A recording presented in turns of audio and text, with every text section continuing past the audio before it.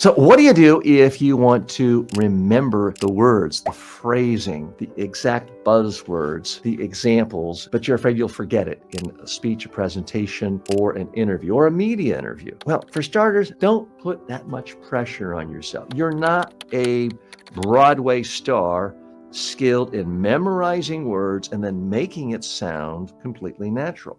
If you try to memorize stuff, one of two things will happen. Number one, you'll go through half the sentence and then you'll forget, and it will be like going over a speed bump and everything gets all rattled. That's not good. Your eyes will look up and you'll sort of be out of the moment, and it'll be obvious to your audience or your interviewer that you're just trying to deliver something canned. So that's one big problem right there. The other problem is you're just going to forget completely and not even be able to come back to it. And it puts everything down. It shuts everything down. So I do not recommend that you try to memorize things. It ultimately doesn't matter that you get the phrasing just right for a speech, a presentation, a talk, or an interview. What matters is that you have an idea in your head. It comes out of your mouth in words, preferably the simplest words possible, so that your audience understands you and remembers you. That's what's important. So take the pressure off. You shouldn't have to memorize things. If you want to be more successful, then improve your communication skills. The best way to do that? Smash the subscribe button right now. The biggest problem most people have is they get too greedy. They want to have note after note after note after note. Lots of facts, lots of numbers, lots of pages. And there's no way you can remember that. Well, if you can't remember it and you study this and you're the expert, how in the world do you expect anyone in your audience to actually remember it after hearing you one time? So think about that. You can't really have a memory that's 1,000 times worse than everyone in your audience. I don't believe you believe that. So if you can't remember it after you've thought about it, reflected on it, even practiced, there's no way anyone in your audience can remember it if they're just hearing it once. So what solves the problem for most people has nothing to do with once you're giving the presentation. It has nothing to do with getting an earpiece or putting a teleprompter everywhere. It all deals with judgment. Before you start to present, you need to use more judgment and eliminate the vast majority of numbers, facts, bullet points you're trying to convey, even when you're speaking for an hour.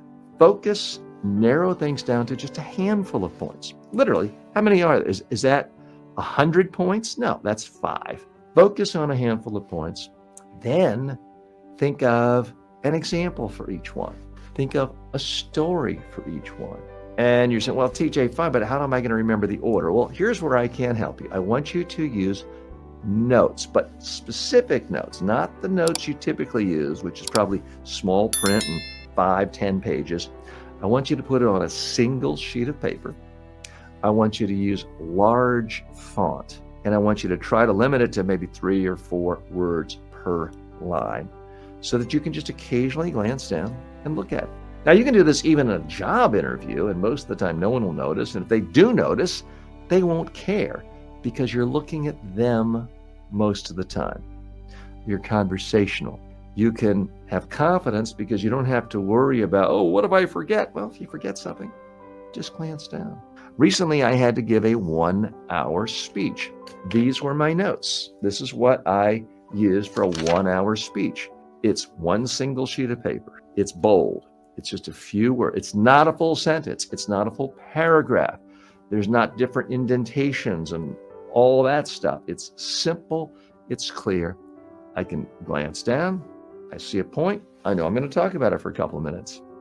When I'm finished, I can sweep down with my eyes, or I can put my water down. In the act of doing it, I can look at my notes. No one notices. This is a technique I've used around the globe when giving keynote speeches. I have a horrible memory. I never speak without notes, yet nobody ever knows I use notes unless I do like I did with you and actually hold them up to show it and demonstrate it. So you don't have to memorize things.